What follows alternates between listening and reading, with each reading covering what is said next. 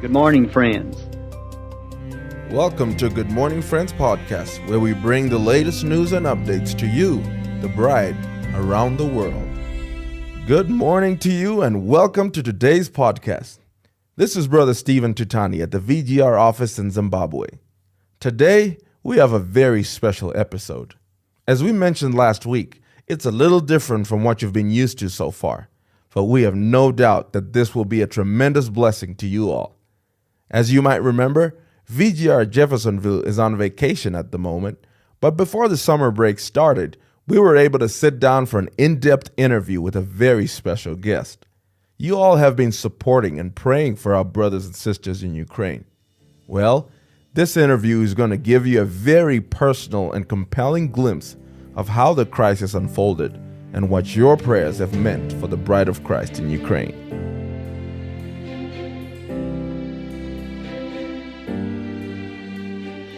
Brother V just came back from helping Ukrainian refugees to get settled in Norway. He was instrumental in helping them with housing, food, transportation, and setting up a place to gather together to listen to the tapes. He is here with us, and we asked him to give us an update on the situation in Ukraine. I want to welcome our very special friend to this podcast. It's so good to have you here, Brother V. God bless you. God bless you, Brother Will. Brother V, you were in Ukraine at the beginning of the war and for a large part of it. You helped believers escape to other countries, especially Norway. Can you walk us through the steps it took in order to do that? Brother Will, it was a period of time in my life which I never forget. First of all, I've been in Ukraine when war started, and I remember like 4:30, Gregory wake me up and he said, "Dad, is war." So very quickly, Gregory took, my son took my luggage, and in 2 hours he was in a military base, and I did not know what to do. So it was a little bit under stress.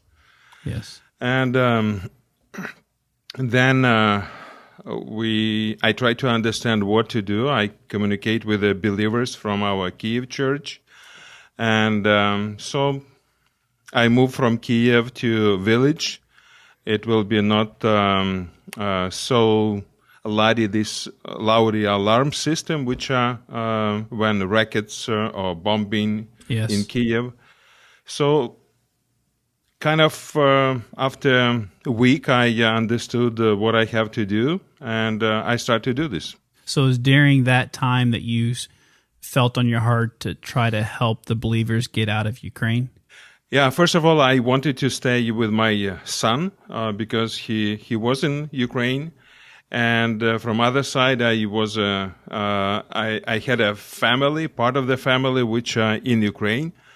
So we communicate with believers. First of all, Ukraine believers from Kiev, they did want to leave Kiev. But then in 3-4 days, they decided to leave Kiev. And we used different options when they left Kiev. And a lot of communication, what the plans. We had a big issue in Ukraine that war started, military law was in place. It means that men from between 18 and 60 years cannot leave the country. And a lot of believers, brothers had 2 kids and less, so they cannot leave country Ukraine. So it was challengeable for many believers to cross the border. First of all, we didn't understand how work this system, but time gone, and we try to understand what to do. And I decided to help my grandkids and my sister grandkids. So I moved to Romania, one family, then another family. But then I realized that they not allowed me to cross the border. Even I live in Canada. So I had an issue with that. But everything was come to the stage when you have to just to do what you can do in this situation. Yes. I can't imagine.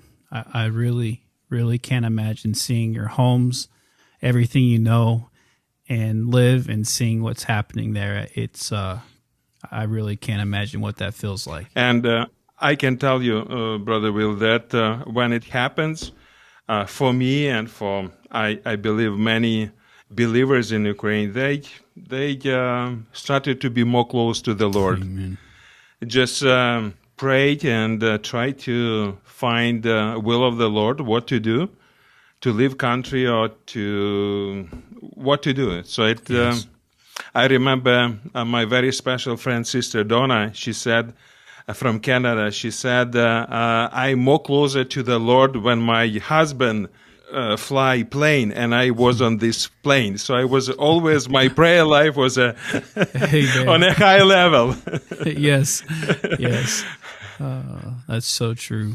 Brother V, don't you have a testimony of how the Lord helped you to get out of Ukraine and about losing some of your baggage or belongings?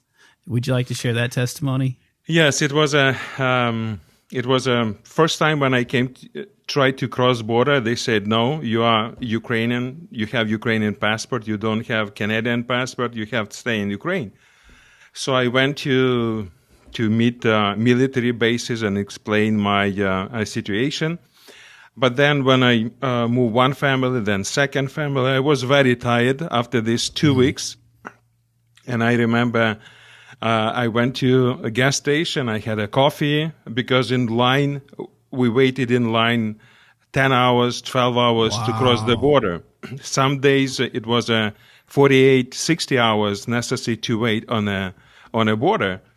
So I was so tired. We moved through the border. I got special permission to cross the border.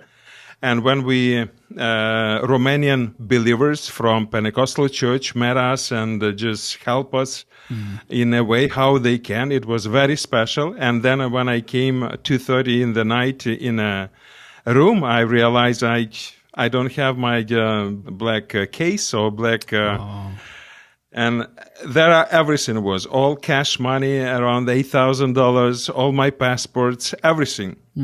And I just, wow, what to do? And I remember I spoke with Special, my friend, and I said, I'm so tired.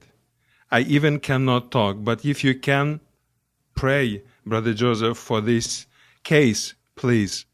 So I wake up after 7-8 hours, and I called to Ukraine, and there was a one man which was on a gas station. I said, please go to this gas station and ask, is it possible? It's maybe 1,000 people go through this gas station during the day. And he came, and he called me. We found there are one lady which saw that this your case was maybe 6 hours without that nobody pick up, so she decided to take home, and and told manager that if somebody will ask, I have this. So it was a very special things that Lord just gave me this, all my passport, all my credit cards, all cash, everything back to me. It was so special. Wow. In a time like that where there's such turmoil and confusion and desperation amongst the people, to have that still there, that was nothing short of a miracle. Yes, it was a miracle. And I decided to move. I couldn't drive back to Ukraine. And when I decided to walk through the border back to Ukraine, I got these documents. I go back to Romania, and I show my passport, and officer said, no, you cannot go through. Oh, wow. I said, I have a special permission. I crossed this border at 1:00 in the night. He said, it's this permission already canceled. Wow. But give me passports. And I went and I waited for 30 minutes. And he came and he said, you can cross the border. So it was a just blessing for me. Blessing on blessings. Wow. Brother V, can you tell us a little bit about how the believers are doing in Norway, how they're settling in? Well, it was so nice that believers team which created Voice of God, Brother Joseph, to have this team of support for Ukrainian believers. They helped so many believers to come to Norway. And it was a very good decision because this is a nice country, very nice fish in there, very very nice mountains, hiking. So it's a special country, and there are special men, which his name Brother Svein Uller. He had a desire in his heart to help to receive this, to help these Ukrainian believers.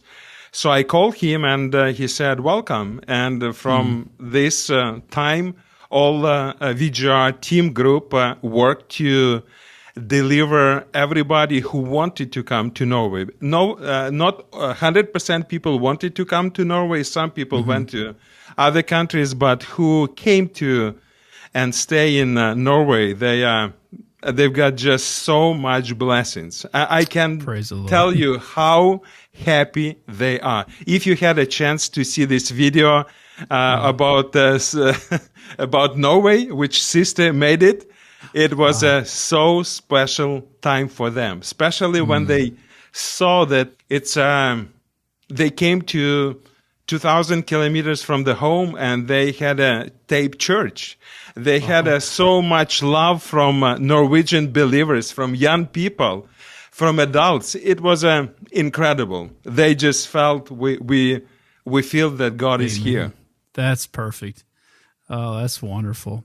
Brother V, we heard about a brother, Timothy, who was a young Ukrainian believer, and how that this whole situation has changed his life. Can you tell us a little bit about his testimony?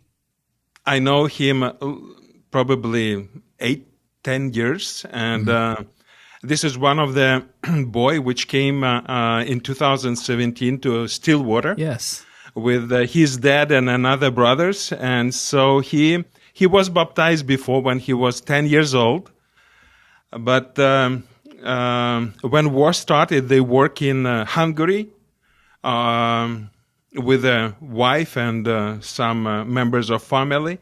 When I had in my heart to call him and suggest if he's interested to come to Norway, he immediately, when I said we try to help to create the group, will be listen tapes, and he said, I go. It doesn't matter for me. I go to Norway. So 7 people came from Hungary to Norway. And during 1.5 months, which I was there, I just saw how Lord deal with his heart. It's unbelievable. He, especially during these services, which we had on an Easter time, I saw he just cry. After one service, he came to me. He said, I want so much to serve Lord. And then God constantly worked with his heart. And he said, I would like to fix all issues in my life. I just would like to serve him. And I remember that Brother Sveinula, our Norwegian friend, he spoke with him. And after that, he decided, he took Bible and he went to the message tablet, and he went to the mountains. And when he came from the mountains, his wife and mother-in-law saw, he opened door, and it was another man. It was so special. Wow. It was so special. And after that, he said, I would like to rebaptize and to serve the Lord. Oh, praise the Lord. That is really special. The Lord is working, and he uses many different ways to get our attention and to sometimes use hardship to draw us all closer to him. Yes. And I would like to tell you, just with during these months, 1.5 months when I was there, Brother Sveinula and his family and brothers and sisters from Norway, they wanted to help these Ukrainian believers. And one of the questions was because they didn't have a 2 years church service. Wow. And because of pandemic, so Norway canceled this pandemic limitation, and Brother Swain Wooler decided to have a church. And we had a first church. So we had a first church, state church. It was good. We tried to sing songs in Ukraine, Russian, and English, and Norwegian. And then a couple weeks later, I came to Ukraine and I said, look, you are young. Here is a young people and older people. I just would like to share how I learn English in Canada. I learned by listening Brother Branham, and I learned by singing songs in Kenistina Church. So he said, and I suggested him, this is your choice. But if you would like to have the same services which Branham Tabernacle has, with the singing in English, not to put on a screen Russian or Ukraine and English and Norwegian, they said, this is your choice. But if you would like to try, I personally recommend you to try. You will learn English, you will learn Norwegian in Norway, you will have, you learn Ukraine, you know Russian, so it will be very good for you on a life journey. So they said, okay, we will try. So what we did, Brother Invar sent before service, when we knew what tape, we know what kind of preliminaries, we sent these songs to Ukrainians. Saturday and Sunday, and they learn at home. Really? They started to learn in English. Wow. And then we start first service with a preliminary with sing songs in English. I saw how they, how was uncomfortable a little for them. But I can tell you, 1 month later, they enjoy so much. And people who did not know English, they learn a lot of English words, and they enjoy praising Lord together with Norwegian group. So it's very special. That is very, very special. Brother V, is there anything else that you would like to tell our listeners about the Ukraine situation? I would like to say I'm proud Ukraine people, Ukrainian as a nation, how they come together and to fight. I am so happy that Ukraine believers, basically all of them, they are in safe place, and they have opportunity to serve Lord outside Ukraine. So even when I see this Norwegian group, Ukrainian believers, it's so help for Norwegian part of the bride. And for Ukraine part of the bride, when they come together, they serve God, they do a lot of things together. But most important, they listen tape together. They enjoy. They was looking to that. Mm-hmm. So it's a blessing. And I hope this war will be finished and my country will come to normal situation. I don't know when, but I pray for that it will be not so big disaster which going on now over there. Yes, absolutely. Brother V, is there anything that you would like to say back from the believers there, the Ukrainian refugees, back to all the ones and the believers around the world that's helped out? Or Yes, Brother Will. Just a few weeks ago, I got information that so many people around the world, Bride of Christ, help to with different funds, with small funds, bigger funds. And I've got information that was a transfer from Africa, $2, $5. Wow. And when I spoke with Ukrainian group of believers from Norway, they came to Stavanger. So I said, I had some questions to them. And in the end, I said, can you imagine when I said about these people around the world, bride, help you? And when I mentioned these things, they are just crying. They could imagine that people $2 sent for Ukrainian bride. So it was so special. And they are so thankful that they have opportunity to be in Norway, to have something to eat. They have where they can stay, where they can listen tape, to have a spiritual food. So they are so appreciate what the voice of God, what Brother Joseph does with the bride of Christ around the world for them. It's a very sincere. Amen. Well, Brother V, thank you so much for all that you shared today. And it really has blessed my heart, and I know it'll bless the hearts of many. And I want to, if I can take the liberty to say thank you on behalf of the believers around the world. Brother V, you've done so much for the bride, and you're very humble. And but what you've done has changed my life through still waters, through agapo tablets, through all that you've done. And I just want to say thank you and take this opportunity to say God bless you, and that I love you, and I know the bride around the world loves you. I love you too. God bless you, Brother God V. bless you. God bless you. Wow. How precious. Well, Lord bless you, Brother V. We certainly love and appreciate you. And thank you, Brother Will. That was very special.